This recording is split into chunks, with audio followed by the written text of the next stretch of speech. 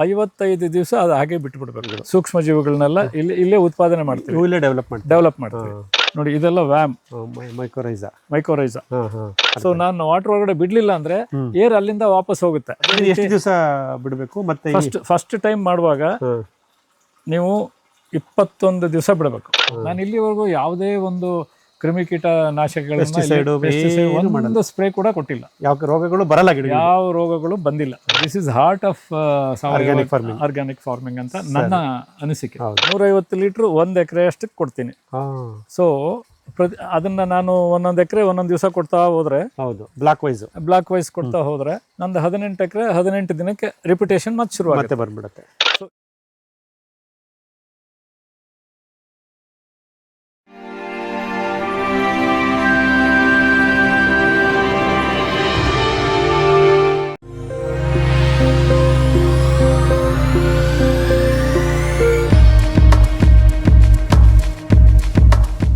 ಬೆಂಗಳೂರು ಜವಾಬ್ದಾರಿ ನನ್ನ ಮಕ್ಕಳಿಗೆ ಸಂಪೂರ್ಣವಾಗಿ ವಹಿಸ್ಕೊಟ್ಟಿದ್ದೀನಿ.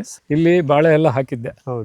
ಇಲ್ಲೊಂದು ಸುಮಾರು ಒಂದು 100ರಿಂದ 150 ಬಾಳೆನ ಈ ಹಂದಿಗಳು ಬಂದು ಎಲ್ಲ ಕೆದಕಿ ಎಲ್ಲ ಮಾಡಿ ಹಾಕಿದ್ದು ಇದರಲ್ಲೇ ಹೋಗ್ಬಿಡ್ತಾ ಇತ್ತು. ಸ್ಪ್ರಿಂಕ್ಲರ್ಸಿಗೆ ಚೇಂಜ್ ಮಾಡಿದ ನಂತರ ಒಳ್ಳೆ ರಿಸಲ್ಟ್ ಸಿಕ್ಕಿದೆ ನನಗೆ. ಆರೋಗ್ಯ ಕೆಡುತ್ತೆ, ಎರಡನೇದು ಭೂಮಿ ಹಾಳಾಗುತ್ತೆ. ಹೌದು ಸರ್, ಇದು ಬಯೋಡೈಜೆಸ್ಟರ್ ಅಂತ ಹೇಳಿದ್ರಿ. ಇದು 3500 ಕೆಪಾಸಿಟಿ. ಇದನ್ನ ನೀರನ್ನು ಹಿಡಿದಿಟ್ಟುಕೊಳ್ಳುವಂಥ ಸಾಮರ್ಥ್ಯ ಇದೆ. ಸರಿ.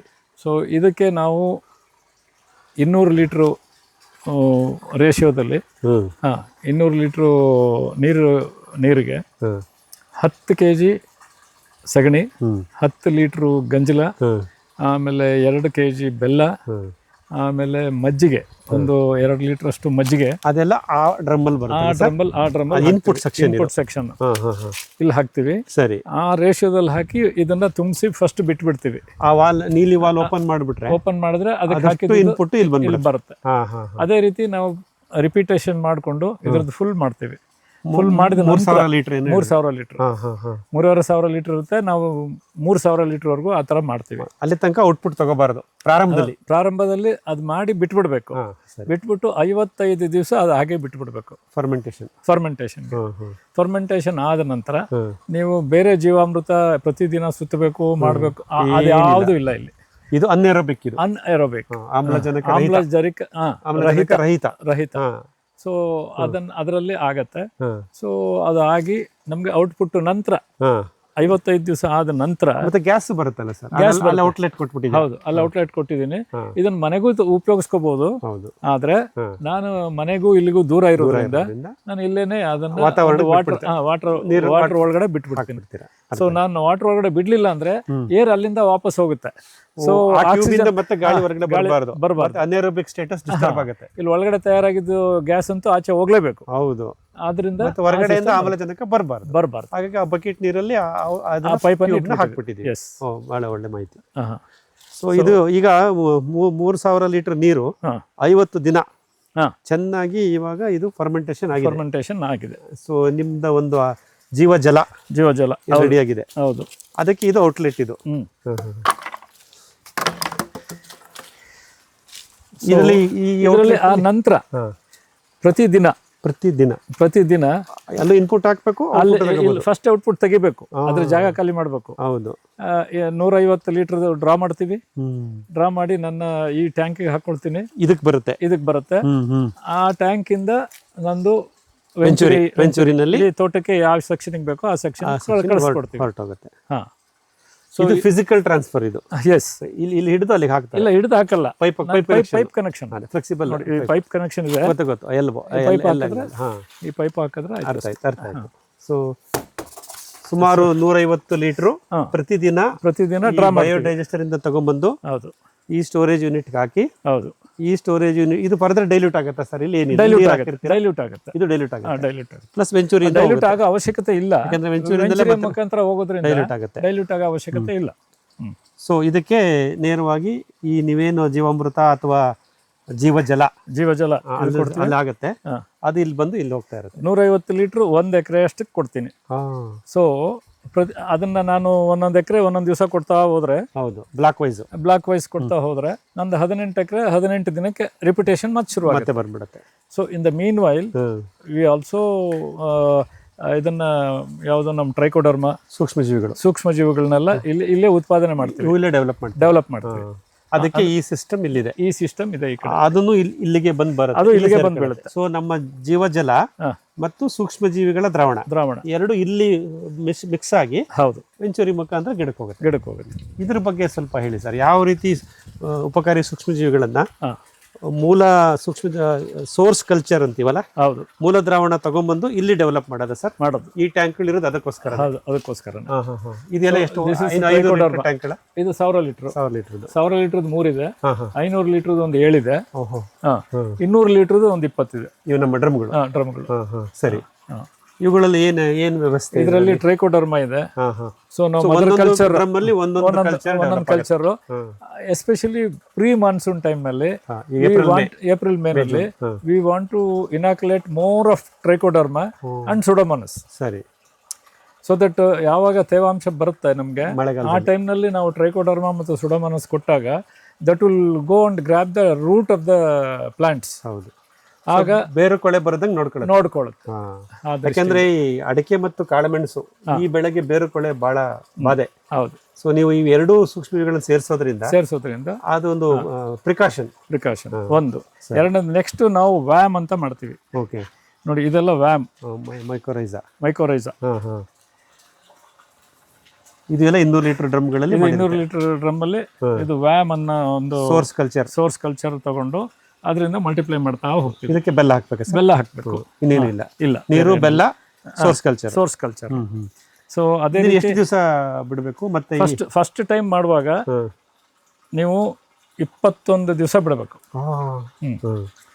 ಫಸ್ಟ್ ಟೈಮ್ ಮಾಡುವಾಗ ನಾವು ಇದಕ್ಕೆ ಇವನ್ ಇದೆಯಲ್ಲ ಯಾವುದದು ಪೊಟ್ಯಾಟೋನ ಬೇಯಿಸಿ ಸ್ಮ್ಯಾಶ್ ಮಾಡಿ ಅದನ್ನ ಮಿಕ್ಸಿಗೆ ಹಾಕಿ ಕ್ಲೀನ್ ಆಗಿ ಅದನ್ನ ಇದಕ್ಕೆ ಹಾಕ್ತಿವಿ ಮೊದಲನೇ ಸರಿ. ಅದು ಆಹಾರನ ಅದಕ್ಕೆ? ಅದನ್ನು ಗೆಣಸು ಅಥವಾ ಆಲೂಗಡ್ಡೆ? ಬೆಲ್ಲ ಪ್ಲಸ್ ಅದು ಆಲೂಗಡ್ಡೆ, ಎರಡು ಆಲೂಗಡ್ಡೆ. ಸರಿ. ಸೊ ಹಾಗಾಗಿ 21 ದಿವಸ ಆದ ನಂತರ ನೀವು ಇದರಲ್ಲಿ 200 ಲೀಟರ್ ಡ್ರಮ್ ಅಲ್ಲಿ ಒಂದು 180 ಲೀಟರ್ ಡ್ರಾ ಮಾಡ್ತೀರಾ. ಹೌದು, 20 ಲೀಟರ್ ಅದರೊಳಗಡೆ ಇರುತ್ತೆ. ಸೊ ಮತ್ತೆ ಬರೀ ಬೆಲ್ಲ ಮತ್ತೆ ನೀರು ಎರಡೇ, ಪ್ರತಿ ಸರಿ ನಾವು ಆಲೂಗಡ್ಡೆ ಹಾಕೋ ಅವಶ್ಯಕತೆ ಇಲ್ಲ, ಮತ್ತೆ ಸೋರ್ಸು ಬೇಕಾಗಿಲ್ಲ. ಎಷ್ಟು ಸೈಕಲ್ಗೆ ಈ ಸೋರ್ಸ್ ರಿಪೀಟ್ ಆಗ್ತದೆ? ಅವರು ಹೇಳೋದು ಡಾಕ್ಟರ್ ಕಿಶನ್ ಚಂದ್ರ ಅವರು ಇದನ್ನ ಮಾಡಿರೋದು. ಹೌದು, ಅವರು ಡಾಕ್ಟರ್ ಕಿಶನ್ ಚಂದ್ರ ಅವ್ರು ಏನ್ ಹೇಳ್ತಾರೆ ಅಂದ್ರೆ 1 ವರ್ಷದವರೆಗೂ ಕಂಟಿನ್ಯೂಸ್ ಆಗಿ ಯೂಸ್ ಮಾಡಿ, ಮತ್ತೆ ಫ್ರೆಶ್ ಕಲ್ಚರ್ ತಗೊಳ್ಳಿ, ಮತ್ತೆ ಮಾಡ್ಕೊಳ್ಳಿ. ಇದು ನೀವು ಪ್ರತಿ ನೆರಳಲ್ಲಿ ಇಡ್ಬೇಕು ಇದನ್ನ. ನೀರು ಇದು ಡೈರೆಕ್ಟ್ ಆಗಿ ಬೀಳಬಾರ್ದು, ಮತ್ತೆ ಗಾಳಿ ಆಡ್ಬೇಕು. ಹಾಗಾಗಿ ಈ ತರದೊಂದು ಕಾಟನ್ ಬಟ್ಟೆನ ಇದನ್ನ ಮೇಲ್ಗಡೆ ಕವರ್ ಮಾಡಿ ಬಟ್ಟೆ ಹಾಕೋದ್ರಿಂದ ನಮ್ಗೆ ಈ ರೀತಿ ಸೊಳ್ಳೆ, ನೊಣ ಯಾವುದು ಅಲ್ಲಿ ಬ್ರೀಡಿಂಗ್ ಆಗಲ್ಲ. ಹಾಗಾಗಿ ನಮ್ಮ very purpose is to breed only this VAM. Correct. ಅಥವಾ ಎನಿ ಅದರ್ ಮೈಕ್ರೋಬ್ಸ್. ಹಾಗಾಗಿ ಇದನ್ನ ಈ ರೀತಿ ಮುಚ್ಚಿಬಿಡ್ತೀವಿ. Very good. ಇದು ಸರ್, ಇದರಲ್ಲಿ 180 ಲೀಟರ್ ತನಕ ತೆಗಿತೀನಿ ಅಂದ್ರಲ್ಲ, ಈಗ ಪ್ರತಿದಿನ ನಮ್ಮ ಜೀವಜಲ ಬರುತ್ತಲ್ಲ ಡ್ರಮ್ಗೆ, ಅದ್ರ ಜೊತೆಗೆ ಇದನ್ನು ಹಾಕ್ತಿವಿ. ಇದು ಎಷ್ಟು ಲೀಟರ್ ಹೋಗುತ್ತೆ? ಅದು 150 ಲೀಟರ್ ಜೀವಜಲ. ಇದೊಂದು 50 ಲೀಟರ್, ಇದೊಂದು 50 ಲೀಟರ್ ಹೋಗುತ್ತೆ. ಟ್ರೈಕೋಡರ್ಮಾ ಒಂದು 50 ಲೀಟರ್ ಹೋಗುತ್ತೆ. ಆಮೇಲೆ ನಾವು ಗೋಕುಪ್ರಾಮೃತ ಅಂತ ಮಾಡ್ತೀವಿ, ಅಲ್ಲಿದೆ 500 ಲೀಟರ್ ಟ್ಯಾಂಕರ್ ಅಲ್ಲಿ ಇದೆ. ಆಮೇಲೆ OWDC ವೇಸ್ಟ್ ಡಿಕಂಪೋಸರ್, ಅದು ಕಿಶನ್ ಚಂದ್ರ ಅವ್ರದ್ದೇ, ವ್ಯಾಮು ಅವ್ರದ್ದೇ. ಆಮೇಲೆ NPK ಅಂತ ಇಲ್ಲಿ ನೋಡಿ, ಬೇಸ್ ಕನ್ಸೋರ್ಷಿಯಾ NPK. ಸರಿ. ಸೊ NPK ಕೂಡ ಅವ್ರದ್ದೇ. ಇಷ್ಟು ಇದು ಈ ಕನ್ಸೋರ್ಷಿಯಾ NPK 3 ಒಂದರಲ್ಲೇ ಕೊಡ್ತಾರೆ ಅವರು, ಸೋರ್ಸ್ ಕಲ್ಚರ್ ಕೊಡ್ತಾರೆ. ಸೊ ಅದಕ್ಕೆ ತಯಾರು ಮಾಡೋ ಸೋರ್ಸ್ ಕಲ್ಚರ್ ಉಪಯೋಗಿಸ್ಕೊಂಡು ಮಾಡೋದು ಹೇಗೆ ಅಂತ ಡೈರೆಕ್ಷನ್ಸ್ ಇರುತ್ತೆ. ಸರಿ, ಅದ್ರ ಪ್ರಕಾರ ಮಾಡ್ಕೊಂಡು ಹೋಗ್ತೀವಿ. ಅದಕ್ಕೆ ಇನ್ನೇನು ಬೆಲ್ಲ ಒಂದೇ ಅಲ್ಲ ಸರ್ ಹಾಕೋದು? ಬೆಲ್ಲ ಒಂದೇ, ಪೊಟ್ಯಾಟೋ ಏನು ಬೇಕಿಲ್ಲ? ಎಲ್ಲ ಬೇಕಾಗಿಲ್ಲ, ವ್ಯಾಮಿಗೆ ಮಾತ್ರ ಬೇಕು. ಈ NPK ಕಲ್ಚರ್ಗೆ, ಟ್ರೈಕೋಡರ್ಮಾ ಸುಡೋಮೋನಸ್ಗೆ ಪೊಟ್ಯಾಟೋ ಬೇಡ, ಬರೀ ಜಾಗ್ರಿ. ಅವರು ಸುಡೋಮೋನಸ್ ಇನ್ನೂ ಮಾಡಿಲ್ಲ. ಸೊ ಸುಡೋಮೋನಸ್ ನಾನು KVK ತಗೊಂಡ್ಬರ್ತೀನಿ. ತಗೊಂಡ್ ಬಂದು ಅದನ್ನು ಮಲ್ಟಿಪ್ಲೈ ಮಾಡಿ ಒಂದ್ಸಾರಿ ಮಲ್ಟಿಪ್ಲೈ ಮಾಡ್ತೀವಿ. 1 kgನ 200 kgಗೆ ಮಲ್ಟಿಪ್ಲೈ ಮಾಡ್ತೀವಿ. 200 kgನ ಮತ್ತೆ ಮಾಮೂಲಿ ಅದು liquid source culture liquid KVK ಅಥವಾ GKVK. ಹೌದು. ಸೊ ಈಗ ವ್ಯಾಮ್ ಆಯ್ತು, NPK ಕನ್ಸರ್ಷಿ ಆಯ್ತು, ಟ್ರೈಕೋಡರ್ಮಾ ಸೂಡೋಮೋನಾಸ್ ಆಯ್ತು, ಆಮೇಲೆ ಇದರ ಜೊತೆಗೆ ಗೋಕುಪಾಮೃತ ಇದೆ, ಮತ್ತೆ OWDC ಇದೆ. ಸೊ ಇದಿಷ್ಟು ಜೀವಾಣುಗಳನ್ನ ನೀವು ಇಲ್ಲೇ ಅಂದ್ರೆ ಸೋರ್ಸ್ ಕಲ್ಚರ್ನ ತಗೊಂಡ್ಬಂದು ಈ ಒಂದು ನಿರ್ದಿಷ್ಟ ವಾತಾವರಣದಲ್ಲಿ ಅದನ್ನ ಮಲ್ಟಿಪ್ಲೈ ಮಾಡಿ ನಿರ್ದಿಷ್ಟ ಪ್ರಮಾಣದಲ್ಲಿ ನಮ್ಮ ವೆಂಚುರಿ ಮುಖಾಂತರ ತೋಟಕ್ಕೆ ಕಳಿಸೋ ವ್ಯವಸ್ಥೆ. ಈಗ ನೋಡಿ ಇಲ್ಲಿ ಪೈಪ್ಗಳಿದೆ, ಎಲ್ಲಿ ಬೇಕೋ ಅಲ್ಲಿ ನಾವು ಕನೆಕ್ಟ್ ಮಾಡ್ತೀವಿ, ಫ್ಲೆಕ್ಸಿಬಲ್. ಅದು ವಾಲ್ ಓಪನ್ ಮಾಡ್ಕೊಂಡ್ರೆ ನಮ್ಮ ಅಲ್ಲಿಗೆ ಹೋಗುತ್ತೆ, ಅಲ್ಲೊಂದ್ಸರಿ ಫಿಲ್ಟರ್ ಆಗುತ್ತೆ. ಹೌದು. ಸೊ ಅಲ್ಲಿ ಫಿಲ್ಟರ್ ಆಗಿ ನಂತರ ಮುಂದೆ ಈ ವ್ಯವಸ್ಥೆಗಳ ನಿರ್ಮಾಣ ಆಗಿ ಎಷ್ಟು ವರ್ಷ ಆಯ್ತು ಮತ್ತೆ ಹೇಗೆ ಅನ್ಸುತ್ತೆ? ಇದು ಒಂದು 2 ವರ್ಷ ಆಯ್ತು. ಹೇಗೆ ನಿಮ್ಗೆ ಐಡಿಯಾ ಬಂತು ಮತ್ತೆ ಇದು ಮಾಡಿದ್ರಿಂದ ನಿಮ್ಗೆ ಹೇಗೆ ಅನಿಸ್ತಾ ಇದೆ? ಇದನ್ನ ನಾನು ಸಾಕಷ್ಟು ಎಲ್ಲ ಕಲ್ತಿದ್ದು ತೋಟಗಳ ಭೇಟಿ, ಎರಡನೇದು ಯೂಟ್ಯೂಬ್ ವಿಡಿಯೋಗಳನ್ನ ನೋಡಿ, ಡಾಕ್ಟರ್ BRC ಅಂದ್ರೆ ಅವರು ಅದು ಕಿಶನ್ ಚಂದ್ರ ಅವ್ರದ್ದು, ಅದನ್ನೆಲ್ಲ ನೋಡಿ ಸಾಕಷ್ಟು ಇದರಿಂದ ಕಲ್ತ್ಕೊಂಡೆ. ಜೊತೆಗೆ ನಮ್ಮ ಹಿರಿಯರು, ರೈತರು, ನಮ್ಮ ಬಂಧುಗಳು, ಅನುಭವಿ ಕೃಷಿಕರು, ಅದರಲ್ಲೂ ಮುಖ್ಯವಾಗಿ ನಮಗೆ ಬಳ್ಳುಪೇಟೆ ಮಹೇಶ್ ಕುಮಾರ್ ಅವರು ಭಾಳ ಮುತುವರ್ಜಿ ವಹಿಸಿ ತೋಟಕ್ಕೆ ಬಂದು ಡಾಕ್ಟರ್ ವೇಣುಗೋಪಾಲ್ ಅವ್ರನ್ನೆಲ್ಲ ಕರ್ಕೊಂಡು ಬಂದು ಸೊ ಅವ್ರದ್ದೆಲ್ಲ ಮಾರ್ಗದರ್ಶನ ಸಿಗ್ತಾ ಇರುತ್ತೆ. ಆವಾಗ ನನ್ನ ಫೋನಲ್ಲೂ ಕೇಳ್ತಾ ಇರ್ತೀನಿ. ಅದಾದ ನಂತರ ನಿಮ್ಮಂಥವ್ರದ್ದು HR ಮಂಜುನಾಥ್ ಅವ್ರದ್ದು, ಇನ್ನೊಬ್ರು ಮಂಜುನಾಥ್ ಅಂತಿದ್ದಾರೆ, H ಮಂಜುನಾಥ್ ಅವರು, ಅವರಿಂದನೂ ಸಾಕಷ್ಟು ಇಲ್ಲಿ ಅನುಭವಗಳಾಗಿದೆ. ಸೊ ಆದ್ರೆ ಇಷ್ಟೆಲ್ಲ ಮಾಡ್ಕೊಂಡಿದ್ರಿಂದ ಇದು ಸಾವಯವ ಕೃಷಿಗೆ ಅತಿ ಮುಖ್ಯವಾದ ಹಂತ ಅಂತ this is heart of organic farming ಅಂತ ನನ್ನ ಅನಿಸಿಕೆ. ಹೌದು. ಅಂದ್ರೆ ಈಗ ನಿರ್ದಿಷ್ಟ ಪ್ರಮಾಣದಲ್ಲಿ ನಿಯಮಿತವಾಗಿ defined quantity an A given period ನಾವು ಈ ಸೂಕ್ಷ್ಮಾಣು ಜೀವಿಗಳನ್ನ ಜೀವಜಲ ಜೊತೆ ಸೇರಿಸ್ತಾ ಬಂದಾಗ ಮಣ್ಣಿನ ಆರೋಗ್ಯ ಸ್ಥಿರವಾಗಿರುತ್ತೆ. ಖಂಡಿತವಾಗ್ಲೂ ಬೆಳೆ ಸಸ್ಯಗಳು ಯಾವುದೇ ಅನಾರೋಗ್ಯಕ್ಕೆ ಒಳಗಾಗಲ್ಲ. ನಾನು ಇಲ್ಲಿವರೆಗೂ ಯಾವುದೇ ಒಂದು ಕ್ರಿಮಿಕೀಟ ನಾಶಕಗಳನ್ನ ಸ್ಪ್ರೇ ಕೂಡ ಕೊಟ್ಟಿಲ್ಲ. ಯಾವ ರೋಗಗಳು ಬರಲ್ಲ, ಯಾವ ರೋಗಗಳು ಬಂದಿಲ್ಲ. ಮಣ್ಣು ಆರೋಗ್ಯವಾಗಿದೆ, ಮಣ್ಣು ಆರೋಗ್ಯವಾಗಿ ಡೆವಲಪ್ ಆಗಿದೆ. ಸೊ ಅದರಿಂದ ನನಗೆ ಬೆಳೆ ಸಸ್ಯಗಳು ರೆಸಿಸ್ಟೆನ್ಸ್ ಪವರ್ ಆಟೋಮ್ಯಾಟಿಕಲಿ ಗಿಡಗಳಿಗೆ ಬರುತ್ತೆ. ಸೊ ನೀವು ಒಳ್ಳೆ ಆಹಾರ ಕೊಟ್ಟಾಗ ಆರೋಗ್ಯವಾಗಿರುತ್ತೆ, ಬೆಳೆಯುತ್ತೆ ಅಷ್ಟೇ. ಸೊ ಮಿತ್ರರೇ ನೋಡಿ, ನಾವು ಇವತ್ತು ಚಂದ್ರಶೇಖರ ಸರ್ ಈ ತೋಟದ ಈ ಒಂದು ಮಹತ್ತರ ಘಟ್ಟ ಅಂತಾನೆ ಅನ್ಕೊಳ್ಳಿ. ಯಾಕೆಂದ್ರೆ ಸಾವಯವ ಕೃಷಿನಲ್ಲಿ ಒಳಸುರಿಗಳ ಉತ್ಪಾದನೆ ಮತ್ತು ನಿರ್ವಹಣೆ ಇದೆರಡೂ ಇಲ್ಲಿ ನಾವು ಗಮನಿಸ್ಬೋದು. ಮೊದಲ ಹಂತದಲ್ಲಿ ಸರ್ ನಮಗೆ ಜೀವಜಲದ ಬಗ್ಗೆ ಹೇಳಿದ್ರು. ನೋಡಿ, ಇದು ಅನ್ಏರೋಬಿಕ್ ಬಯೋಡೈಜೆಸ್ಟರ್ ಅಂತ ಹೇಳ್ತಾರೆ. ಆಮ್ಲಜನಕ ರಹಿತ ಒಂದು ವ್ಯವಸ್ಥೆ ಮಾಡ್ಕೊಂಡಿದ್ದಾರೆ. ಅದರಲ್ಲಿ ಸಾಕಷ್ಟು ಬೆನಿಫಿಟ್ಸ್ ಅವ್ರಿಗೆ ಬಂದಿದೆ. ಸೊ ಒಂದು ಜೀವಜಲವನ್ನು ಉತ್ಪಾದನೆ ಮಾಡಿಕೊಳ್ಳೋದು, ತಮ್ಮದೇ ಆದಂಥ ದ್ರವ್ಯಗಳನ್ನು ಉಪಯೋಗಿಸಿ, ಮತ್ತು ಇನ್ನೊಂದು ಮುಖ್ಯವಾಗಿ ಈ ಸೂಕ್ಷ್ಮಜೀವಿಗಳನ್ನು ಸೇರಿಸೋದು. ಈ ಸೂಕ್ಷ್ಮಜೀವಿಗಳ ಸೇರಿಸೋ ವಿಷಯದಲ್ಲಿ ಅವರು ಯಾವುದೇ ರೀತಿ ಕಾಂಪ್ರಮೈಸ್ ಮಾಡಿಲ್ಲ. ವಿವಿಧ ಥರದ ಸೂಕ್ಷ್ಮಜೀವಿಗಳು ಮಣ್ಣಿಗೆ ಶಕ್ತಿ ತುಂಬಲಿಕ್ಕೆ, ಆರೋಗ್ಯ ಕೊಡಲಿಕ್ಕೆ ಮತ್ತು ಮಣ್ಣಿಲಿರ್ತಕ್ಕಂಥ ಪೋಷಕಾಂಶವನ್ನು ಹಿಡಿದು ಬೆಳೆ ಸಸ್ಯಕ್ಕೆ ಕೊಡಲಿಕ್ಕೆ ಏನೇನು ಸೂಕ್ಷ್ಮಗಳು ಬೇಕು. ನಾನು ಹೇಳ್ತಾ ಇರ್ತೀನಲ್ಲ, ಅಕ್ಕಿ ತಂದಿಟ್ಟರೆ ಸಾಲದು ಅನ್ನ ಮಾಡಬೇಕು ಅಂತ. ನೋಡಿ, ಅವರೆಲ್ಲ ಅನ್ನ ಮಾಡೋ ಬಾಣಸಿಗರು ಇವರೆಲ್ಲ ಇದ್ದಾರೆ. ನೋಡಿ, ಇಷ್ಟು ಬಾಣಸಿಗರು ಇಲ್ಲಿ ಇದ್ದಾರೆ. ಇವರಿಷ್ಟರು ಅವರ ಅನ್ನನ, ಇವ್ರು ಕೊಡ್ತಕ್ಕಂಥ ದ್ರವ್ಯವನ್ನು ಸಸ್ಯ ಪೋಷಕಾಂಶಗಳ ಒಂದು ಹೀರುವಿಕೆಗೆ ಪೂರಕವಾಗಿ ಮಾಡಿಕೊಡ್ತವೆ. ಇದೆಲ್ಲವನ್ನು ನಾವು ನೋಡಿದ್ದೀವಿ ಇಲ್ಲಿ. ಇದು ಒಂಥರ ಸೆಂಟ್ರಲೈಸ್ ಸಿಸ್ಟಮು. ಎಲ್ಲವನ್ನೂ ಇಲ್ಲಿ ಕೇಂದ್ರೀಕೃತ ವ್ಯವಸ್ಥೆಯಲ್ಲಿ ಫುಲ್ಲಿ ಕಂಟ್ರೋಲ್ಡ್ ಎನ್ವೈರನ್ಮೆಂಟಲ್ಲಿ ಅವ್ರದ್ದೇ ಆದಂಥ ಸೂಪರ್ವಿಷನಲ್ಲಿ ಇದು ಮಾಡಿಕೊಂಡು ಇದನ್ನು ಪ್ರತಿನಿತ್ಯ ಅವರ ಟೈಮ್ ಟೇಬಲ್ ಪ್ರಕಾರ ಗಿಡಗಳಿಗೆ ಕೊಡತಕ್ಕಂಥ ವ್ಯವಸ್ಥೆಗಾಗಿದೆ. ಸೊ ನಾವು ಅವ್ರ ಬಾಯಿನಲ್ಲಿ ಕೇಳ್ಪಟ್ಟಂಗೆ ಇದೆಲ್ಲವನ್ನು ಯಾವುದೇ ಲೋಪವಿಲ್ಲದೆ, ಯಾವುದೇ ವ್ಯತ್ಯಾಸಗಳಿಲ್ಲದೆ ಇದೆಲ್ಲ ಎಸ್ಟಾಬ್ಲಿಷ್ ಆಗಿ ಒಂದು 3 ವರ್ಷ ಆಯ್ತಾ ಸರ್?